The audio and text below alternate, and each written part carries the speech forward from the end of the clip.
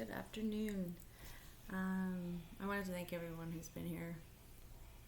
It's really helpful for me to share, and besides writing, it's just a way of me to be able to express things, and it's very helpful for this journey. So thank you to anyone who's been on it with me, and I just appreciate your support and your love. I'm gonna share something a little different today. It's actually an article, and it resonated because it made me realize I needed to talk about this more in regards to Lyme disease and the things that it brings, in hopes it will help other people actually. Bear with me, I did my first ozone treatment today and it kicked my ass. So emotions running very high for one, very high, and my body's just not doing great, so bear with me. It's a bit of a long article. So my friend sent this to me recently. It's written by a woman named Lori Dennis. She's actually a psychotherapist out of Toronto. She's also an author. She wrote a book called Lyme Madness, which is an excellent book. If you want to learn anything about Lyme disease, it's a great one to start with.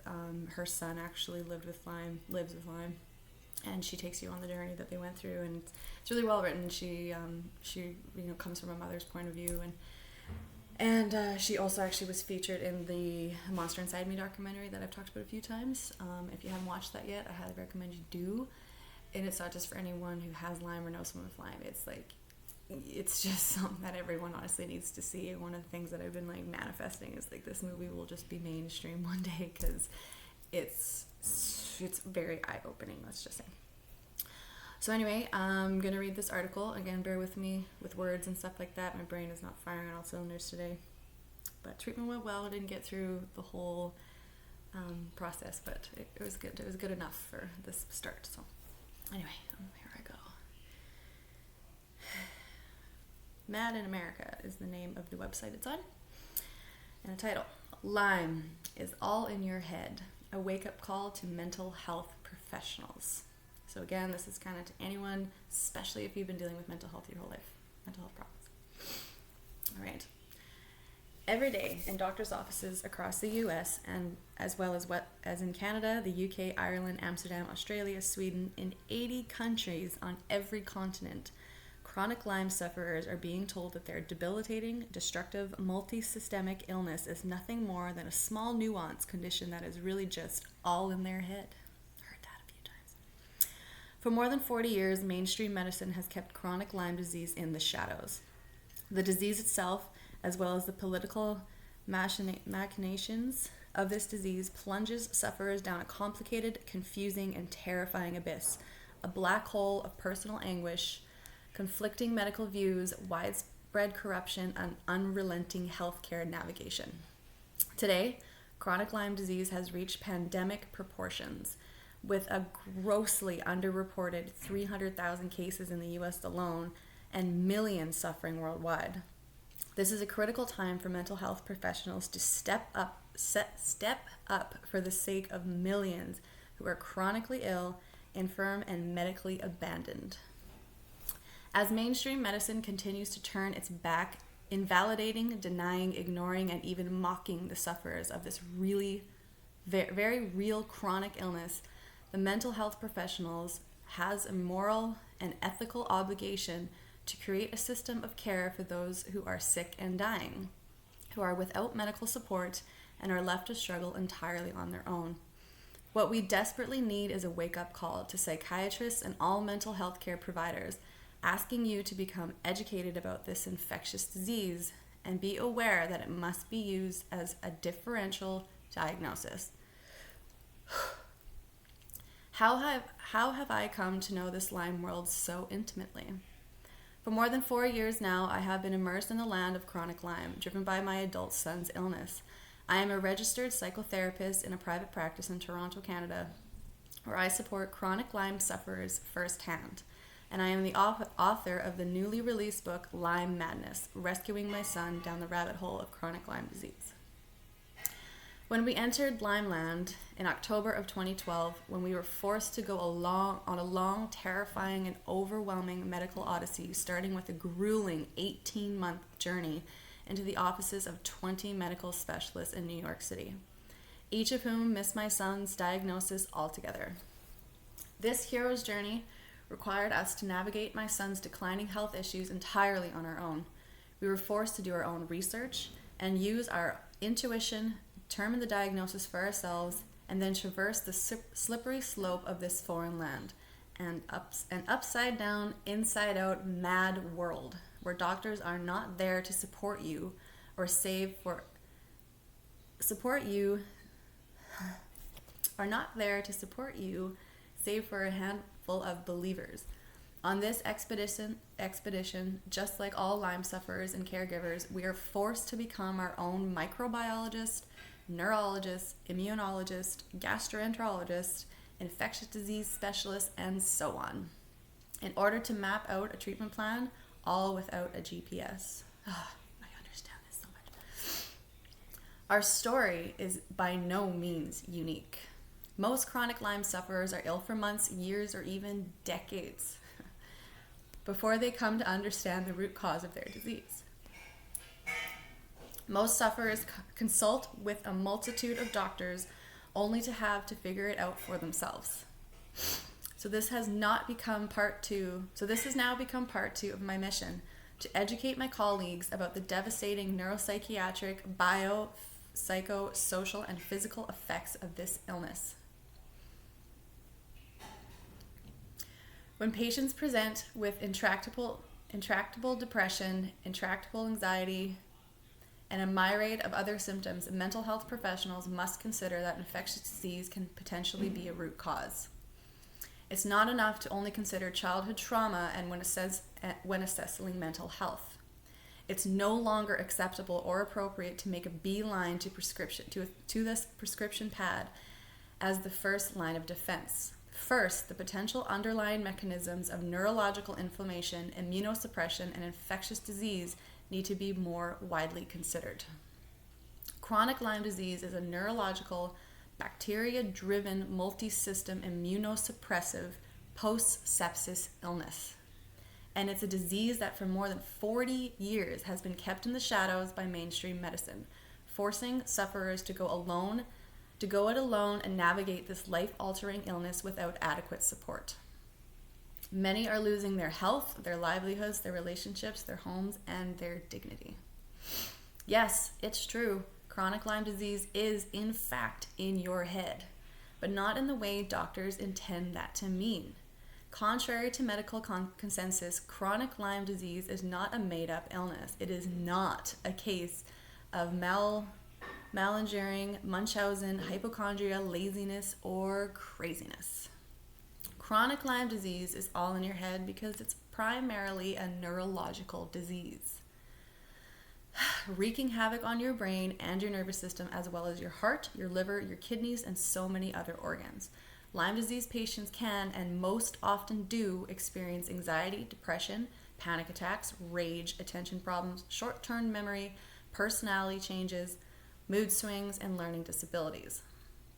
Chronic Lyme sufferers can also experience detachment, disassociation, depersonalization, psychotic episodes, and obsessive compulsive disorders, as well as many cognitive impairment.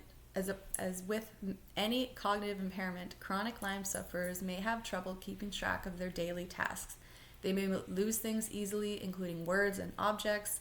They have trouble retrieving information, forget appointments, and struggle with holding a conversation. Sufferers are desperate for mental health professionals, along with other specialists, to understand so that they will know to consider it as a potential differential diagnosis before plying a patient with psychotropic meds that make matters worse. There have been so many Lyme sufferers misdiagnosed as bipolar or schizophrenic and then institutionalized when in fact the patient who has been committed to a psych ward is suffering from Lyme encephalitis. Encephalitis is inflammation to the brain.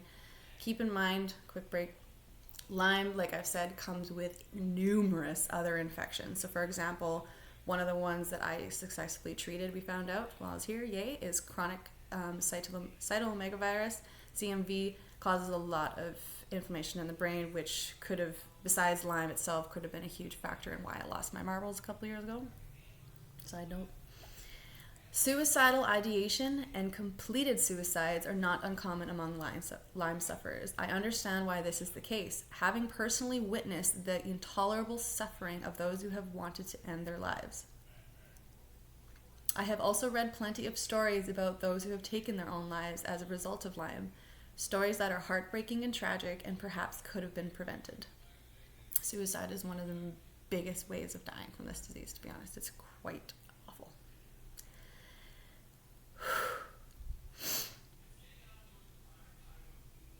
There are a number of reasons why people commit suicide, and chronic Lyme is the perfect storm. It's a disease that matches up with so many reasons for not being able to see a way out of the darkness. It is clear to me how and why chronic Lyme sufferers in particular so often succumb to this disease by their own hand.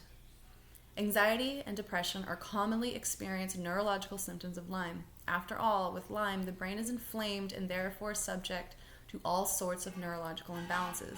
This compounded by the lack of, and often outright negation of, medical attention can lead to discouragement, fear, helplessness, frustration, loss, grief, loneliness, and, at times, little hope for recovery.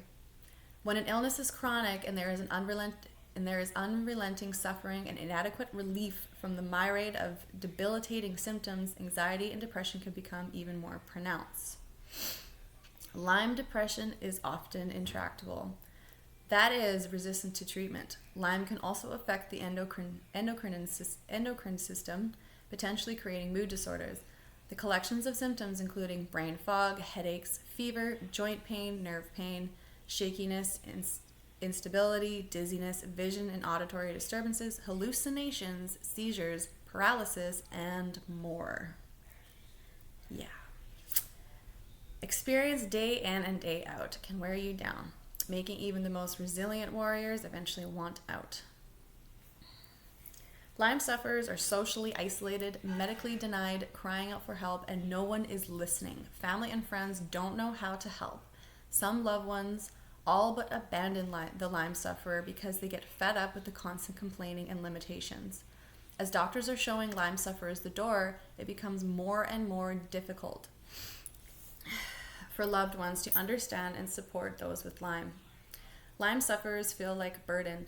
They can lose their independence, their livelihoods, and their ability to function. They feel like they're losing their mind at times. They live with constant brain fog and cognitive limitations, making every task far more difficult. They get worn down by the chronic pain and illness, by the fear, the inactivity, and the inability to plan or have anything to look forward to. Lyme sufferers have to face loss every day. Loss of health, loss of the person they once were, loss of independence, loss of dreams and goals, loss of missed opportunities, loss of the life they once had, loss of an identity, loss of self-esteem, loss of loved ones who abandoned them, loss of hope, loss of finances, loss of employment, and loss of a future. Lyme sufferers are victimized many times over by the disease itself. By doctors who turn their backs, by family and friend who roll their eyes and walk away, by insurers who refuse coverage, and by a medical system that negates the very existence of this disease. I would give anything to unlearn, unknow, and unsee the ugly, devious underbelly of mainstream medicine and all of its political machinations. I would, of course, give anything to see my son fully recover from this life-altering illness. We continue to work at it every single day. Please know that chronic Lyme disease is about so much more than ticks and bullseye rashes, which only 20% of sufferers ever get to see as proof of their disease, proof positive of their disease. Chronic Lyme disease is the new B cells AIDS.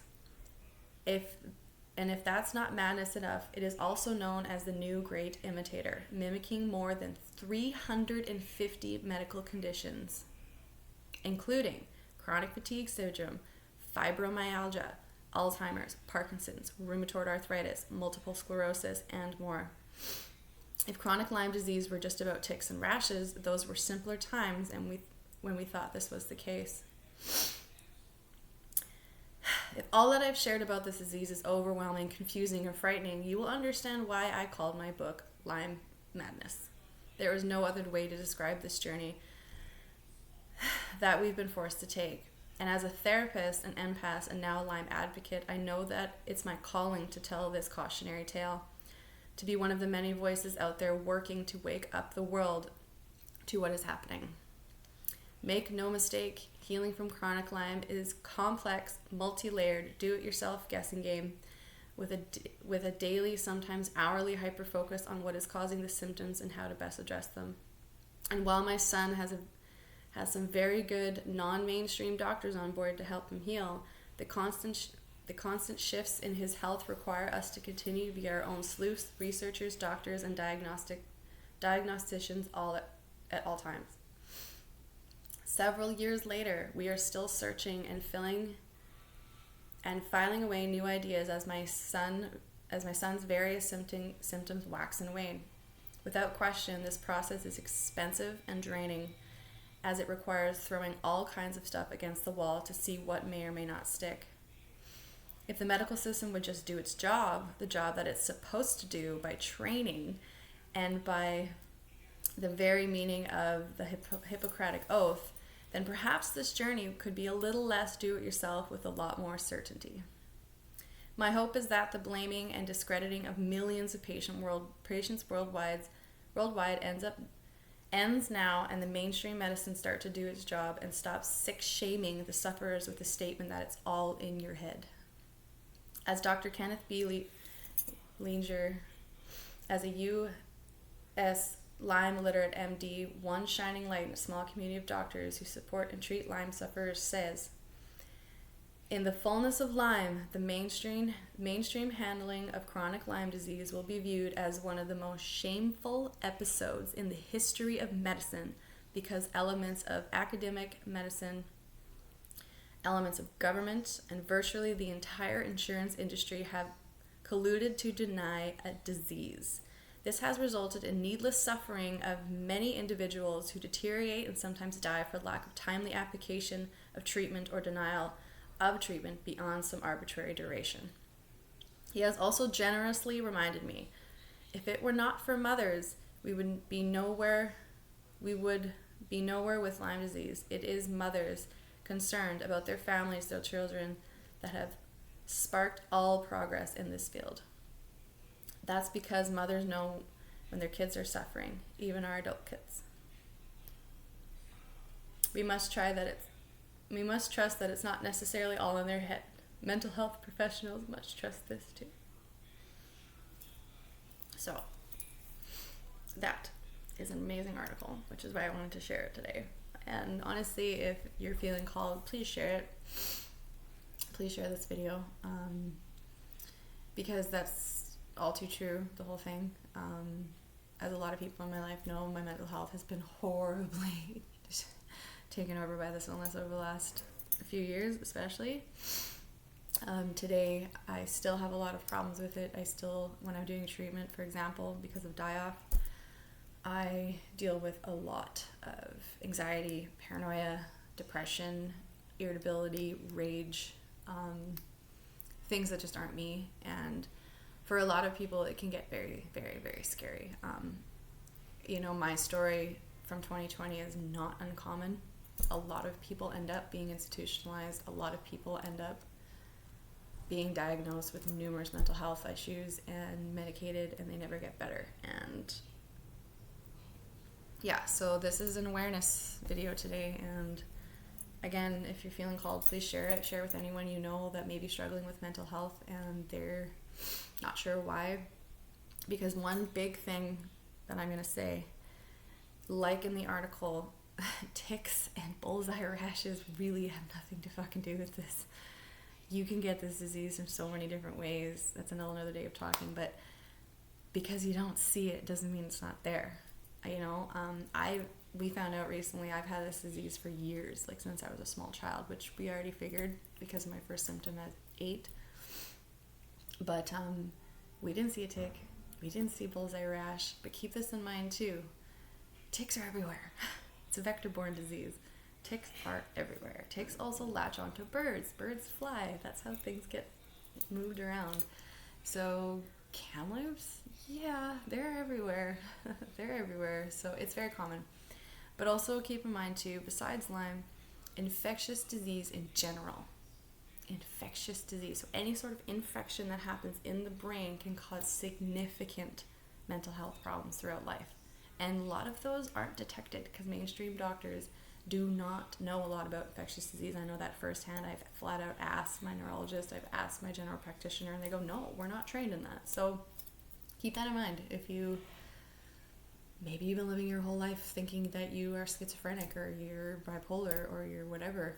Yeah, you probably are showing symptoms of that, but there's reason. There could be very well a huge reason, even if you have seizures. If there's been infection in your brain at some point in your life, that can be cured. Okay, I don't want to say cured. That can be treated. It needs to be treated accordingly because infections don't really go away without proper treatment. If anything, you're just kind of putting fuel on the fire every time you don't address something like that. Like if I didn't find out about this 3 years ago, who knows? Who knows? I could still be in a hospital. I could be dead. Like, I don't know.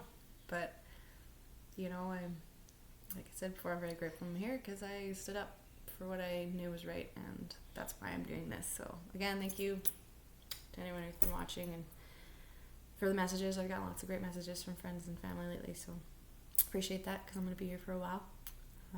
We're going to be here till mid-January now because my protocol is being spaced out so I can have more time to rest and not push too hard because things kind of kick my ass. So, so anyway, much love everyone. Take care.